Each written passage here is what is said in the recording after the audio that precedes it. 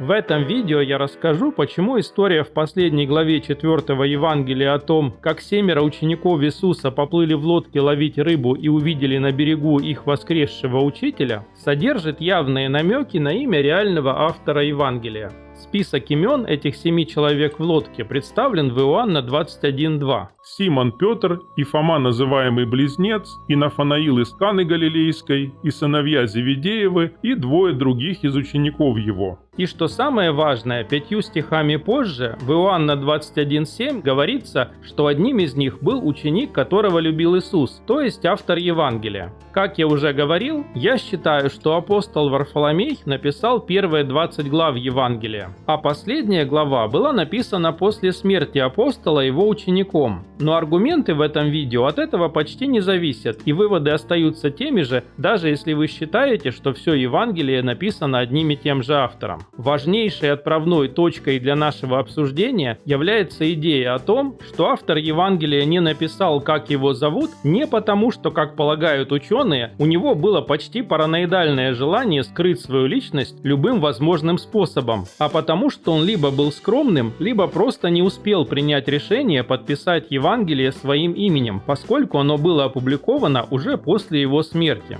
В самом тексте он писал о себе в 3-м лице, называя себя учеником, которого любил Иисус, или, используя свое имя, следуя традиции других исторических писателей своей эпохи. Например, Юлий Цезарь и Иосиф Флавий, жившие соответственно в 1 веке до нашей эры и нашей эры, тоже называли самих себя по имени и писали о себе в 3-м лице. Хотя Иосиф ни от кого не скрывался, его труды принесли ему славу и богатство как придворному историку в Риме. А Юлия Цезаря уж точно никто никогда не подозревал в излишней скромности или в том, что он избегал внимания общественности. Как я объясню более подробно в моих следующих видео, если последняя глава была написана учеником главного автора, то он должен был столкнуться с трудной дилеммой. Его учитель, апостол Варфоломей, в тексте своего Евангелия не сообщил читателям, кем он был. Более того, чтобы предотвратить преждевременную публикацию Евангелия, его автор должен был запретить тем, кому он дал черновики, рассказывать о нем другим людям, которые, естественно, попросили бы прочитать и переписать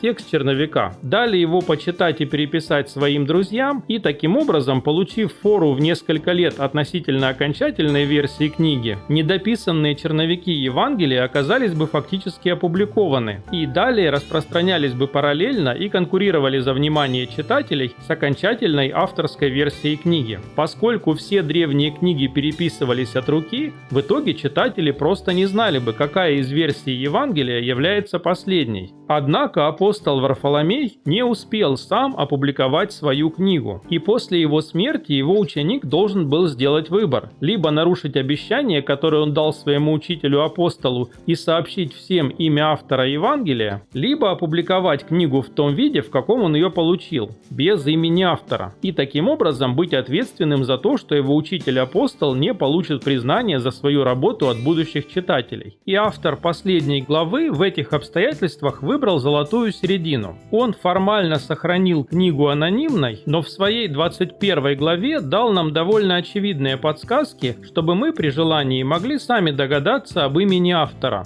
В списке учеников Иисуса в лодке, один из которых является автором Евангелия, нам буквально даны на выбор только 3 имени, потому что остальные 4 остались без имен. 2 названы сыновья Зеведеевы, а 2 других вообще анонимны. Петр не может быть автором, поскольку он и автор неоднократно общались друг с другом. Поэтому нам предстоит выбирать между Фомой и Нафанаилом. Если просто посмотреть на список, как вы думаете, к какому имени автор пытается привлечь наше внимание? Фома, называемый Близнец, или Нафанаил из Каны Галилейской? Какое имя больше всего бросается в глаза, особенно в греческом оригинале, потому что оно самое длинное благодаря совершенно ненужной и избыточной информации, что Нафанаил был из Каны и что Кана, очевидно, находится в Галилее. Хотя достаточно было вообще только имени, поскольку ни в одном Евангелии нет других людей по имени Нафанаил, с которыми мы могли бы спутать нашего апостола. В других главах Евангелия автор в подавляющем большинстве случаев не счел нужным добавлять название родного города даже к таким распространенным именам, как Иоанн и Иуда. Так почему же нам не сообщают, откуда были родом другие ученики из этого списка? Почему имя Нафанаила, благодаря этим известным и излишним деталям, оказалось самым длинным?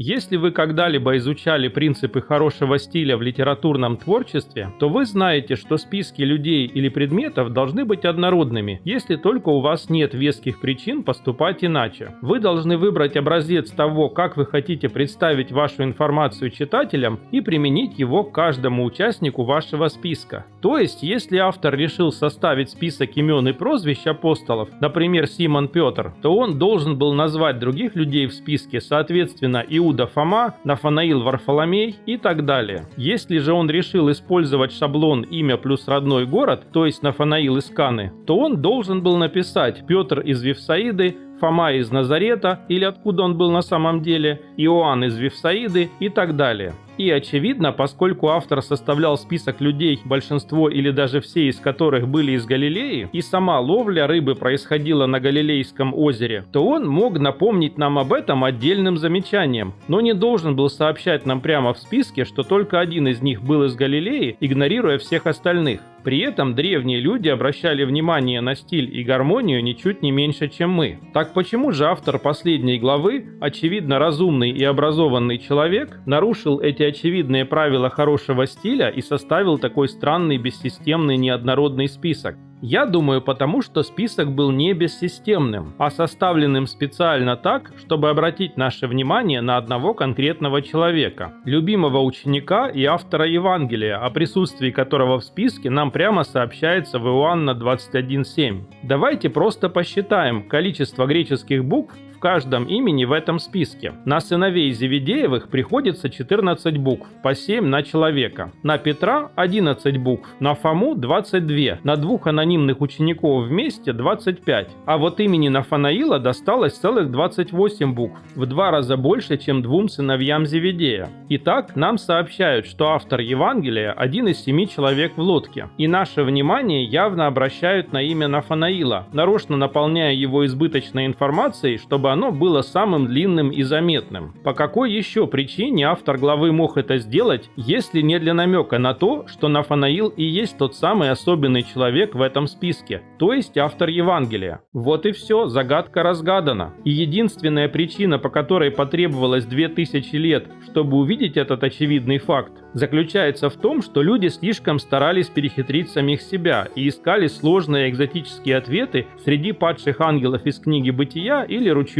пророка Иезекииля. Вместо того, чтобы просто посмотреть на текст Евангелия, прямо сообщающий нам, что один из людей в списке и есть его автор, и увидеть, какое имя в списке явно и нарочно выделено из остальных. А если вы со мной не согласны, просто ответьте на следующие вопросы. Ни в одном другом Евангелии Нафанаил вообще не упоминается, кроме как в списках апостолов, да и то под именем Варфоломей. Нет ранней церковной традиции, объясняющей, почему он важнее других апостолов, как, например, Петр. И даже в тексте Евангелия от Иоанна Нафанаил нигде не ставится выше других апостолов. Евангелие упоминает его по имени в 2 раза реже, чем, например, Филиппа. И все же автор последней главы ставит имя Нафанаила в списке учеников Иисуса на почетное 3-е место после Петра и Фомы. И если автором был Иоанн, сын Зеведея, то почему он хотя бы не написал прямо имя своего брата Якова и не поставил его перед именем Нафанаила? Если им двигала чрезмерная скромность, то он мог бы не упоминать своего собственного имени, написав, что в лодке было 3, а не 2 неизвестных. Но почему Иоанн Зеведеев вдруг проявил такое внимание к Нафанаилу и такое неуважение к своему брату Якову? Некоторые ученые утверждают, что автором Евангелия не был Иоанн, но что он упомянул себя как одного из 2 неизвестных людей в лодке, потому что он был чрезвычайно скромным. Хорошо, но в таком случае почему автор не использовал свое имя в 3-м лице или, по крайней мере, не назвал себя любимым учеником? Почему он объединил себя с каким-то случайным человеком, чье имя он даже не помнит? помнит. И здесь снова та же проблема, как с идеей, что автор Евангелия якобы пытался изо всех сил скрыть свою личность, но зачем-то сообщил читателям, что он был одним из 12 апостолов. Мы должны поверить, что автор якобы настолько тщательно скрывался, что не мог даже написать свое имя в третьем лице,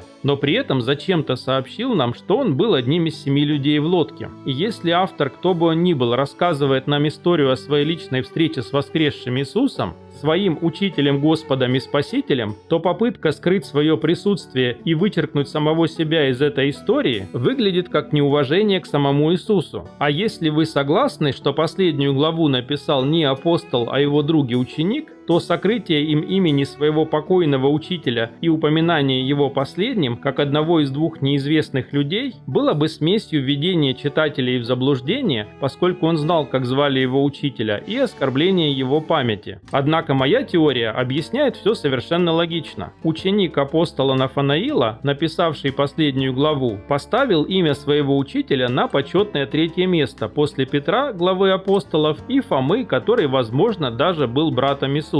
Того, что я сказал выше, вполне достаточно, чтобы прийти к выводу, что Нафанаил был любимым учеником и, следовательно, автором Евангелия. Но вот еще несколько мыслей о 7 учениках в лодке, 153 рыбах, которых они поймали, пока воскресший Иисус разговаривал с ними с берега, и 3-м месте Нафанаила. Вообще, история о рыбаках в лодке должна была напомнить образованным греческим читателям известную пифагорейскую легенду, в которой Пифагор гулял по берегу, увидел рыбаков в лодке, вытягивающих сети полные рыбы, и предсказал им, сколько именно рыбы они поймали. Когда рыбаки пересчитали рыбу, они увидели, что Пифагор был прав. Мы знаем эту легенду от гораздо более поздних авторов, таких как Ямвлих. Но эти истории восходили ко временам Пифагора и должны были быть широко известны в грекоязычном мире времен написания Нового Завета. И те первые грекоязычные читатели Евангелия, которым рассказ о 7 рыбаках в лодке напомнил легенду о Пифагоре и рыбаках, наверняка заметили еще несколько пифагорейских особенностей этого рассказа. Как ни одна другая древнегреческая философская школа, Пифагор и его ученики интересовались нумерологией, то есть мистическим и символическим значением чисел. Одна известная пифагорейцам бесконечная последовательность называется треугольными числами, поскольку их можно получить как количество точек, упорядоченных как равносторонние треугольники. Мы начинаем с одной точки и получаем первое треугольное число 1. Под ней ставим 2 точки и получаем первый треугольник и второе треугольное число 3. Под ним ставим 3 точки и получаем третье треугольное число 6 и так далее. Каждая следующая строка содержит на одну точку больше, чем предыдущая. И если вы нарисуете n-ный такой треугольник с n линиями, то общее количество точек в этом треугольнике и называется n-ным треугольным числом. Другими словами, n-ное треугольное число просто равно сумме первых n натуральных чисел, то есть целых чисел, начиная с единицы. Последовательность треугольных чисел начинается как 1, 3, 6, 10, 15, а 17-е треугольное число как раз и равно 153, то есть количеству рыб, пойманных 7 учениками Иисуса. Это заметили еще в древности такие великие мыслители, как живший в V веке великий христианский философ, епископ Гиппона, блаженный Августин. Таким образом, возвращаясь к нашему списку 7 учеников Иисуса, заметим, что имя первоапостола Петра, естественно, находится в нем на первом месте, соответствующем первому треугольному числу, а имя Нафанаила на 3-м месте, соответствующем следующему треугольному числу 3. И вот еще одна интересная чисто пифагорейская особенность этого списка, на которую, похоже, до меня никто не обратил внимания. Петр – глава апостолов или первенствующий первоапостол, поэтому его имя стоит в списке первым. Имя Фома на арамейском языке означает «близнец», и об этом факте нам напоминает слово «дидим» – «дидимос», которое также означает «близнец», но на греческом. То есть его имя происходит от понятия «два», оно дважды повторяется на 2 языках и в списке стоит на 2-м месте. Причем имя Петра в списке Симон Петрос содержит 11 греческих букв, 1 единицу 1 десяток. А имя Фомы Томас Олегоменос Дидимос содержит 22 буквы, 2 единицы, 2 десятка. Обратите внимание, что автор мог бы просто написать Фома Томас или Фома Дидим Томас Дидимос, не меняя его значения, поскольку других учеников Иисуса по кличке Близнец история не знает. А перевод слова «Фома» на греческий нам уже объясняли в тексте этого же Евангелия. Но автор нарочно дополнил имя Фомы избыточной информацией, чтобы сделать его длиннее. И я не думаю, что это совпадение. Таким образом, имена Петр и Фома не только первое и второе в списке, они также символизируют числа 1 и 2. И имя Нафанаила, Натанаэль о Апоканатес Галилеас, не только третье в списке, но и состоит из 3 компонентов – его имени, города и провинции – Нафанаил, Кана и Галилея. Далее, в греческом оригинале имя Петра состоит из 2 слов – Фомы из 4, Нафанаила из 6. Это снова числа 1, 2, 3, умноженные на 2. И если вы интересуетесь греческой философией и число 153 уже напомнило вам о Пифагоре, то все это должно явно напомнить вам о Пифагорейской троице, которая состоит из единого 1, двойственности 2 и гармонии. Единый или монада символизирует Бога как одно совершенное и неделимое начало всего. Двойственность или диада символизирует наш материальный мир, расколотый пополам по каждому параметру, делимый на атомы и даже кварки, лептоны и нейтрино, состоящий из противоположных качеств и вообще являющийся воплощением борьбы противоречий.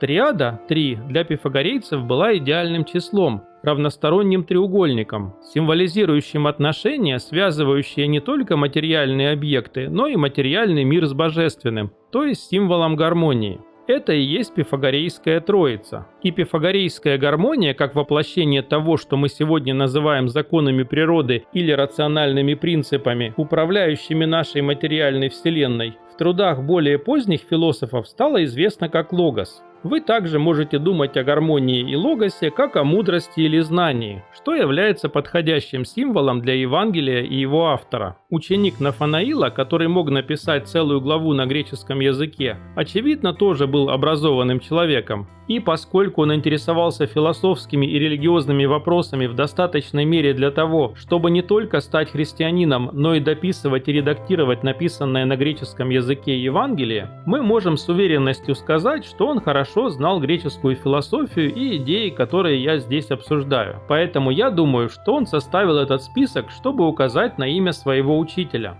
Как автор Евангелия, Нафанаил начал свою книгу с рассказа о том, что Иисус – это воплощение Логоса в человеческом теле. А автор последней главы поставил имя Нафанаила после 2 имен Петра и Фомы, символизирующих 1 и 2, монаду и диаду, на 3-ю позицию, которая в Пифагорейской троице также символизирует гармонию или логос.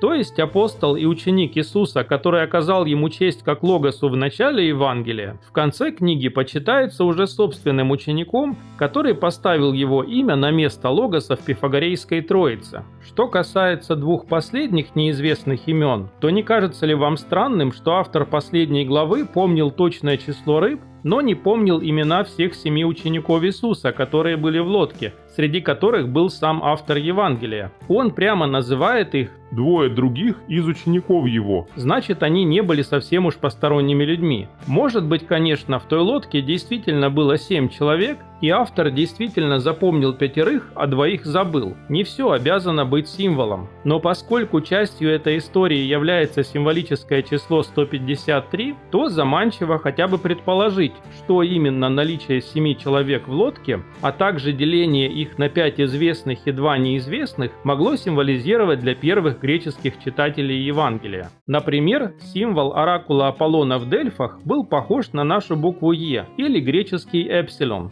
Плутарх утверждал, что эта буква эпсилон содержала в себе число Аполлона 7, разделенное на 5 и 2, поскольку это 5-я буква и 2-я гласная в греческом алфавите. Разделение 7 на 5 плюс 2 также можно увидеть в истории о 5 рыбах и 2 хлебах в 6 главе Евангелия, или в 7 известных в древности движущихся относительно звезд небесных телах, 5 планетах плюс Солнце и Луна. Число 7 считалось особенным и священным во многих древних культурах. 7 дней недели, 7 небесных тел, 7 известных металлов, 7 чудес света, 7 дней в одной фазе Луны, 7 известных морей, 7 холмов Рима, 7 мудрецов Греции, 7 как священное число Аполлона, у которого была лира с 7 струнами и чьи праздники отмечались в 7-й день месяца, 7 дней творения в Торе, 7 свечей Миноры, 7 пар каждого животного в Ноевом ковчеге, 7 труб Иерихона и так далее.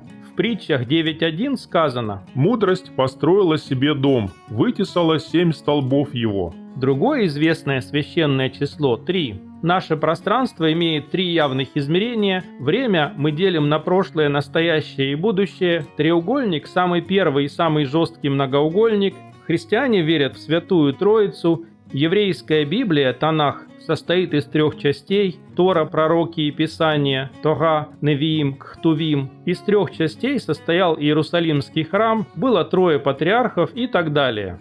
Философы всех эпох настолько любили делить все на 3 части, что для этой традиции существует специальный термин трихотомия, буквально по-гречески деление на 3. Например, классическое деление человека на разум, душу и тело, или древнее деление мира на небо, землю и подземный мир, или истина, красота и добро у Платона, или растительное, чувствительное и рациональное души у Аристотеля, которые Филон называл разумной, духовной и эмоциональной, или божественные, естественные и человеческие законы у святого Августина и так далее. В Библии числа 3 и 7 встречаются сотни раз и часто в символическом значении. Например, некое событие происходит 3 или 7 раз или через 3 или 7 дней, недель или лет. В книге «Бытия» Бог отдыхает на 7-й день творения. В Новом Завете Христос воскресает на 3-й день. Иногда эти числа встречаются вместе. В 23 главе книги Левит описана заповедь Моисея праздновать 7 ежегодных праздников. А в 23 главе книги Исход описаны 3 главных праздника, в которые иудеи обычно посещали храм в Иерусалиме, и первый из которых длится 7 дней. В книге чисел 19.11 говорится, что человек, прикоснувшийся к трупу, должен был очиститься водой на 3-й и 7-й день. В греческой философии душа человека делилась на 7 частей у стоиков и на 3 части у платоников. Стоики также учили, что 3 из 7 эмоций, называемых аффектами или страстями, являются благими – радость, предусмотрительность, разумная воля. Остальные, порочные страсти – это вожделение, страх, печаль и наслаждение. Подводя итоги, когда древний религиозный автор составляет список из 7 имен, намекая на то, что он имеет символическое значение и побуждая нас искать в этом списке одно очень важное имя, вполне естественно обратить внимание на 3 и 7 имена. Но никакого 7-го имени или даже вообще 7-го человека, известного или неизвестного, который мог бы быть анонимным автором Евангелия, в этом списке нет. Именно потому, что не одну, а 2 последние позиции делят 2 безымянных ученика. И, возможно, в этом причина такой якобы забывчивости. Автор последней главы не хотел нас ввести в заблуждение наличием 7-го имени или даже 7-го анонимного апостола. Сообщив нам, что один из апостолов в лодке автор Евангелия, он хотел привлечь наше внимание только к 3-му имени в списке, самому длинному, заметному и символичному, к 3-му и тройному имени апостола Нафанаила.